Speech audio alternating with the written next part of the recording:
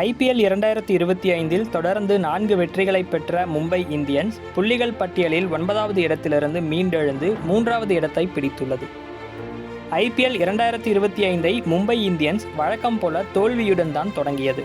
CSKவுக்கு எதிராக சேப்பாக்கத்திலும் குஜராத்துக்கு எதிராக அகமதாபாத்திலும் தோல்வியை தழுவியது மும்பை. சொந்த மண்ணில் நடைபெற்ற முதல் ஆட்டத்தில் KKRஐ வீழ்த்தி முதல் வெற்றியை பெற்றது மும்பை. இதிலிருந்து அந்த அணியின் ஓட்டம் வேகம் எடுக்கும் என எதிர்பார்க்கப்பட்டது. ஆனால் லக்னோவுக்கு எதிராகவும் RCBக்கு எதிராகவும் மீண்டும் தோல்வியடைந்து கடும் நெருக்கடிக்கு உள்ளானது மும்பை இந்தியன்ஸ். புள்ளிகள் பட்டியலில் 9வது இடத்துக்கு தள்ளப்பட்டு CSK மற்றும் சன்ரைசர்ஸுடன் கடைசி இடங்களுக்கு போட்டியிட்டுக் கொண்டிருந்தது. தில்லி கேபிட்டல்ஸுக்கு எதிராக 205 ரன்கள் எடுத்திருந்த போதிலும் கருண் நாயரின் அதிரடியால் 5வது தோல்வியை சந்திக்கும் தருணத்தில் இருந்தது மும்பை இந்தியன்ஸ்.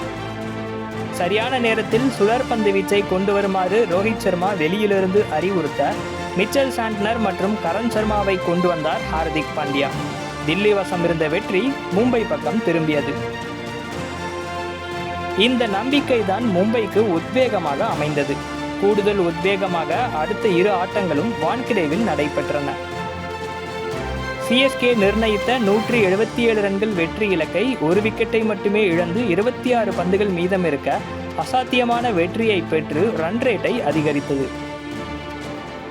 அடுத்து சன்ரைசர்ஸ் நிர்ணயித்த 144 ரன்கள் என்ற வெற்றி இலக்கையும் 26 பந்துகள் மீதமிருக்க அடைந்து புள்ளிகள் பட்டியலில் 3வது இடத்தை அடைந்துள்ளது. மும்பை இந்தியன்ஸ் தொடர்ச்சியாக பெறும் 4வது வெற்றி இது. மற்றொரு நற்செய்தியாக பவர் பிளேயில் தடுமாறிக்கொண்டிருந்த ரோஹித் சர்மா 2016க்கு பிறகு முதன்முறையாக அடுத்தடுத்து 2 அரை சதங்கள் அடித்து ஃபார்முக்கு திரும்பியிருக்கிறார். ரோஹித் தனது ஆட்டத்தை ஆரம்பித்தவுடன் சூரியகுமார் யாதவின் ஆட்டமும் நிலையானதாக மாறி அடுத்த கட்டத்துக்கு சென்றுள்ளது. அதிக ரன்கள் எடுத்தவர்கள் வரிசையில் 373 ரன்களுடன் 3வது இடத்தில் உள்ளார் சூரியகுமார் யாதவ். இதனால் கடந்த 2 ஆட்டங்களில் மும்பையின் வெற்றிக்கு திலக் வர்மா, ஹார்திக் பாண்டியா, நமந்தீர் உதவி தேவைப்படவே இல்லை. ட்ரெண்ட் போல்ட்டுக்கு புதிய பணியை கொடுத்திருக்கிறார்கள். அவரும் அதை நம்பிக்கையுடன் ஏற்று யார்க்கரில் கலக்கி இதுவரை 10 விக்கெட்டுகளை வீழ்த்தியுள்ளார். காயத்திலிருந்து மீண்டு வந்துள்ள பும்ராவும் அணிக்கு திரும்பி 5 விக்கெட்டுகளை வீழ்த்தி படிப்படியாக முன்னேற்றம் கண்டு வருகிறார். தொடர் வெற்றியும் அனுபவ வீரர்கள் ஃபார்முக்கு திரும்பியுள்ளதும் மும்பையை கட்டுக்கடங்காத காட்டாராக மாற்றியுள்ளது.